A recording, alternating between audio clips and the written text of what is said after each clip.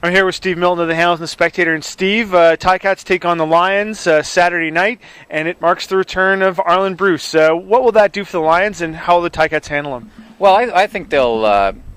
He's not their issue by any means. G. Roy Simon's their issue. I think it'll be a good night for both Arlen and for the fans here. I mean, this team didn't owe Arlen anything. Arlen was tremendous when he was here. He helped change the work ethic of this team around. He's done for BC almost exactly what he did for Hamilton when he first came here. Established some kind of veteran work ethic presence that lifts young guys up. And all the young guys on this particular Hamilton team have Arlen Bruce to thank a lot for that, because I don't think that a lot of them didn't see the practice.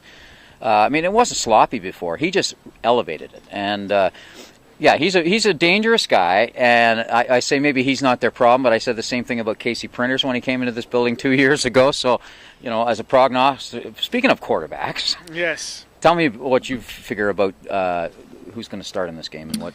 Well, I think from what we heard just a couple of minutes ago, it looks like Kevin Glenn will get the start, but I think we will see quite a bit of Quentin Porter. Marcel Belfay still playing coy, but it was actually Porter who let the cat out of the bag a little bit, saying that he didn't get as much reps on day 3, and looked like Kevin was going to start. But I still think we're going to see both those guys, and when we've talked about this a little bit, I think the big thing is they're setting it up for the playoffs. They want to be in a position where if one or the other guy is struggling, that they can bring the other guy in to try and save the game. And I think that's where we are. And I think that's exactly where we are. And first of all, you can't say Kevin Glenn's the number one quarterback and not start him. Not in a game when you're still in it.